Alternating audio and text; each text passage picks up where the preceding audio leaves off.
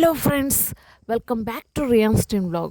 ಎಲ್ಲರೂ ಹೇಗಿದ್ದೀರಾ? I hope ಎಲ್ಲರೂ ಚೆನ್ನಾಗಿದ್ದೀರಾ ಅಂತೇಳಿ ಭಾವಿಸ್ತಾ ಬನ್ನಿ ಜೋಶಿಂದ ಇವತ್ತು ರೊಟ್ಟಿ ಗೊಜ್ಜು ರೀ. ಎಂಥ ಗೊಜ್ಜು? ಗೊಡ್ಗಾರದ್ದು ಬದನೆಕಾಯಿ ಗೊಜ್ಜು. ಬನ್ನಿ ನೋಡೋಣ ಹಿಂಗೆ ಅಂತ.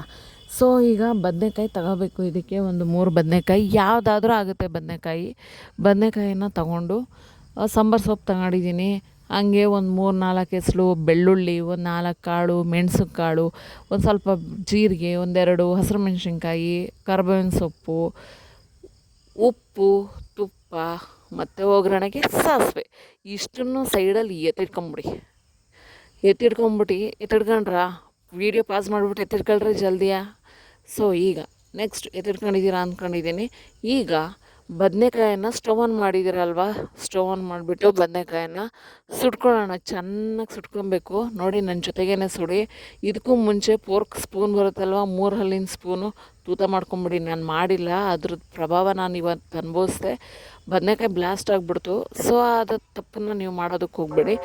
ಚೆನ್ನಾಗಿ ಬರಬೇಕು ಅಂದರೆ ಅದನ್ನು 3 ಪೋರ್ಕನ್ನು ಇಟ್ಕೊಂಡು ಏನು ಮಾಡಬೇಕು, ತೂತ ಮಾಡ್ಕೋಬೇಕು. ಸೊ ಈಗ ಬದನೆಕಾಯಿ ಬೆಂದಿದೆ. ಅದನ್ನು ಈಗ ಸಿಪ್ಪೆಯನ್ನು ತಕ್ಕೋತಾ ಇದ್ದೀನಿ. ಸಿಪ್ಪೆಯನ್ನು ತಕ್ಕೊಂಡು ನೀಟಾಗಿ ಇಟ್ಕೋಬೇಕು. ಆ ಹಿಂದೆ ಬಾಲ ಇದೆ ಅಲ್ವಾ, ಅದ್ರದ್ದು ಗಟ್ಟಿ ಪ್ಲೇಸನ್ನು ಏನು ಮಾಡಬೇಕು, ಕಟ್ ಮಾಡ್ಕೋಬೇಕು. ಕಟ್ ಮಾಡಿಕೊಂಡು ತೆಗೆದಿಟ್ಕೊಂಬಿಡಿ. ಒಳಗಡೆ ಏನಾದರೂ ಹುಳ್ಕ ಇದೆಯಾ ಫಸ್ಟೇ ನೋಡ್ಕೊಂಡು ತಗೊಳ್ಳಿ. ಈಗ ಏನಾದರೂ ಬೆಂದ ಮೇಲೆ ಸ್ವಲ್ಪ ಮಧ್ಯೆ ಓಪನ್ ಮಾಡಿಬಿಟ್ಟು ನೋಡ್ಕೊಳ್ಳಿ, ಏನಾದರೂ ಹುಳ ಇದೆಯಾ. ಹುಳ ಇಲ್ಲ ಅಂದರೆ ಕಂಟಿನ್ಯೂ ಮಾಡಿ.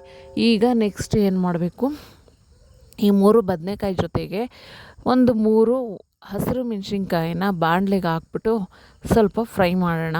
ನೋಡಿ ಫ್ರೈ ಮಾಡ್ತಾ ಇದ್ದೀನಿ. ಈ ರೀತಿ ಕಲರ್ ಬರಬೇಕು. ಅದು ಹಾಕ್ಕೊಂಡಿದ್ದೀನಿ. ಖಾರ ಜಾಸ್ತಿ ಬೇಕು ಅಂತ ನಿಮಗೆ ಅನಿಸಿದ್ರೆ ನೀವು ಎಕ್ಸ್ಟ್ರಾ ಆ್ಯಡ್ ಮಾಡ್ಕೋಬೋದು. ಸೊ ಇದು ಕರ್ಬೇವಿನ ಸೊಪ್ಪನ್ನು ಹುರ್ಕೋತಾ ಇದ್ದೀನಿ. ಈ ಸಮ್ಮರಲ್ಲಿ ಜಾಸ್ತಿ ಖಾರ ತಿನ್ನೋದಕ್ಕೆ ಹೋಗ್ಬೇಡಿ. ಸೊ ಈಗ ನೋಡಿ ನೀಟಾಗಿ ಕರ್ಬೇವಿನ ಸೊಪ್ಪನ್ನು ಹುರ್ಕೊಂಡಿದ್ದೀನಿ.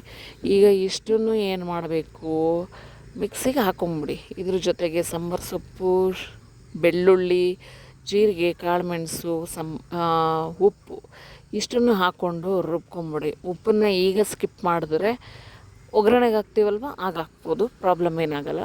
ನೋಡಿ ಏನು ಸಖತ್ತಾಗಿ ಕಾಣಿಸ್ತಾ ಇದೆ, ಇಲ್ಲೇ ಹೊಳಿತಾ ಇದೆ. ಸೊ ಈಗ ಒಗ್ಗರಣೆ ಕೊಟ್ಟಮೇಲೆ ಬನ್ನಿ ಒಗ್ಗರಣೆಗೆ ಹಾಕೋಣ.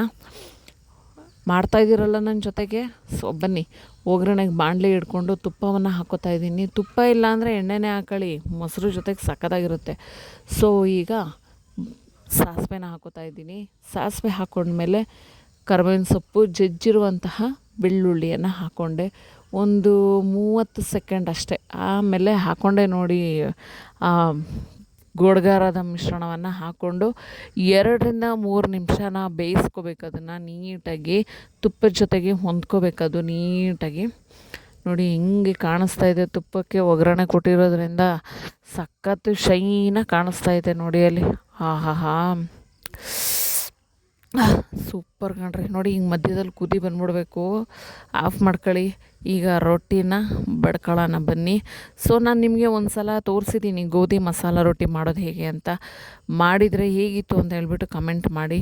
ರೊಟ್ಟಿ ಮತ್ತು ಇನ್ನೊಂದು ಪಲ್ಯ ಜೊತೆಗೆ ತೋರಿಸಿದ್ದೆ, ನಿಜವಾಗ್ಲೂ ಚೆನ್ನಾಗಿರುತ್ತೆ ಆ ಪಲ್ಯ. ಮಾಡಿದರೆ ಕಮೆಂಟಲ್ಲಿ ತಿಳಿಸಿ ಹೇಗಿತ್ತು ಅಂತೇಳಿ. ಈ ಚಟ್ನಿಯನ್ನು ಮಾಡ್ಕೊಂಡು ತಿಂದು ನೋಡಿ, ಸಖತ್ತಾಗಿರುತ್ತೆ. ರೊಟ್ಟಿನ ನೋಡಿ, ರೊಟ್ಟಿ ಮನೇಲೇ ಮಾಡಿಕೊಂಡು ಆರೋಗ್ಯಕರವಾದಂಥ ಊಟ ತಿಂಡಿ ಮಾಡೋದ್ರಿಂದ ನಮ್ಮ ಆರೋಗ್ಯ ನಮ್ಮ ಕೈಯಲ್ಲಿರುತ್ತೆ. ಸೊ ನಾವು ಯಾವ ಆಸ್ಪತ್ರೆಗೂ ದುಡ್ಡು ಕೊಟ್ಬಿಟ್ಟು ಕೊಂಡ್ಕೊಳ್ಳೋ ಅವಶ್ಯಕತೆ ಇರೋಲ್ಲ.